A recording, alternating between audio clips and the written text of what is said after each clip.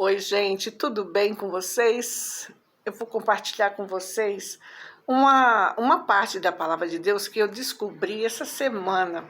Só que eu nem me lembro quem foi que disse, mas foi no YouTube, eu assistindo vários pregações, estudos que eu sempre faço, e eu achei interessante. E fico pensando, né? Às vezes, mesmo com bastante tempo de cristão, ou até pouco tempo, sei lá, a gente sempre acaba aprendendo coisas. Talvez para vocês, esse versículo que eu vou ler aqui é algo que vocês já sabiam e é óbvio, mas para mim não. As poucas vezes que eu ouvi falar sobre esse versículo da carta aos Filipenses, eu chegava a pensar, o que quer dizer isso, né? Mas nunca parei para pensar e nunca parei para estudar. E essa semana, ouvindo essa pessoa falando, eu falei, nossa, é isso mesmo, é aquilo que significa. Eu vou compartilhar com vocês. Quem não sabe também vai aprender. Lá na carta aos Filipenses, o apóstolo Paulo falou, no capítulo 3, do versículo 17 até o 21, ele estava falando sobre o exemplo que os cristãos deveriam seguir. E falando sobre as pessoas, tanto pessoas falsos crentes, como também um povo que não é cristão. Então, tem uma partezinha que eu vou destacar para vocês. Eu não vou ler todos esses versículos, eu vou ler só um pedaço para vocês poderem entender o contexto. No versículo, no 17, fala assim, irmãos, sede meus imitadores, e atentai para aqueles que andam conforme o exemplo que tendes em nós. Então, Paulo está falando, sede meus imitadores e atentai, quer dizer, prestai atenção, sigam aqueles que têm exemplo como nós. Essas pessoas sim vocês têm que seguir.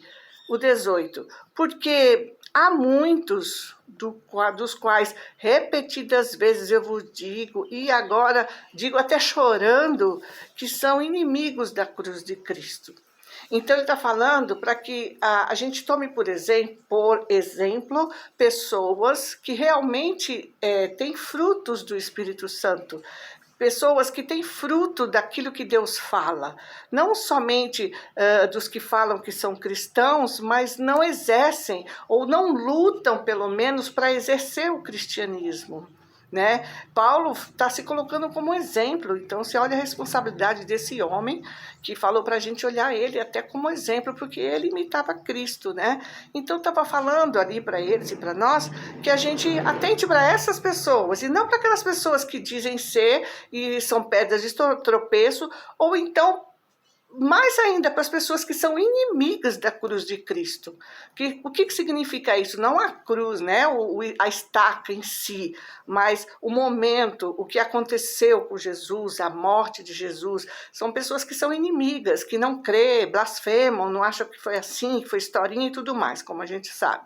Então essas pessoas não têm que ser exemplo.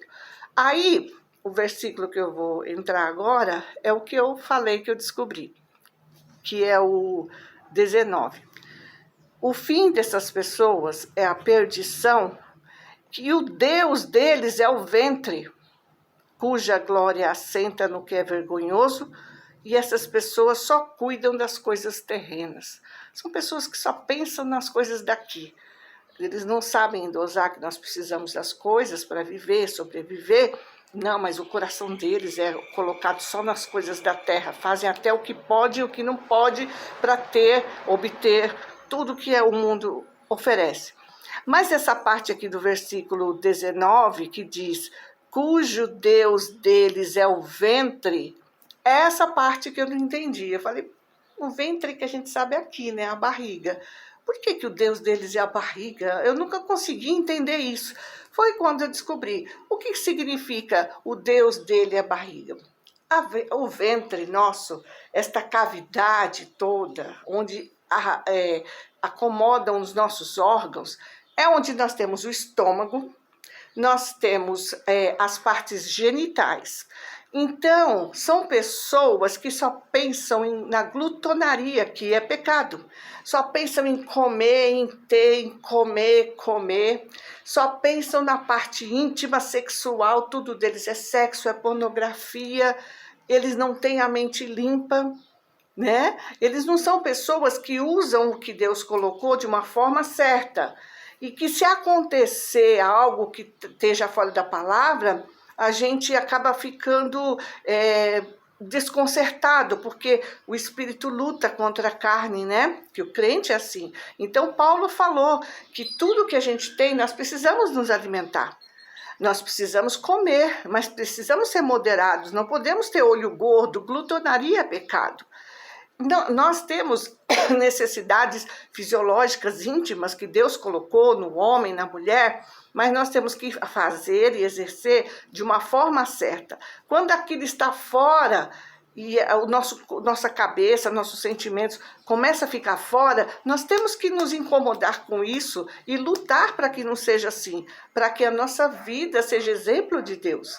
Então, o nosso ventre não é o nosso Deus, não é aquilo que comanda. Ai, mas eu não posso. Pode, a gente tem que deixar tudo submisso a Deus. Muitas vezes é difícil, porque cada um sabe da tua dificuldade, cada um sabe, mas tudo tem que ser levado a Cristo.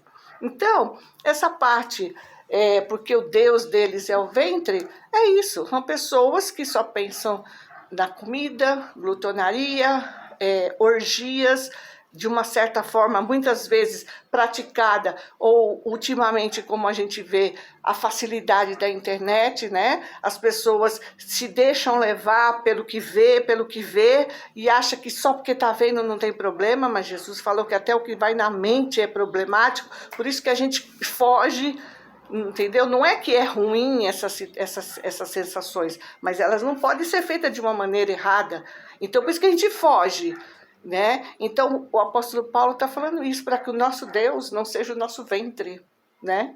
Mas que o nosso Deus seja o Deus Altíssimo, que comanda a nossa vida, e nós na fraqueza Ele nos fortalece, a gente chorando Ele enxuga nossas lágrimas, Ele fortalece para que a gente vença as coisas que não é para ser, entendeu? É isso, acho que vocês deram para entender, né? Deu para entender vocês, né? Se vocês já sabiam, que bom, eu aprendi esses dias. Tchau, gente.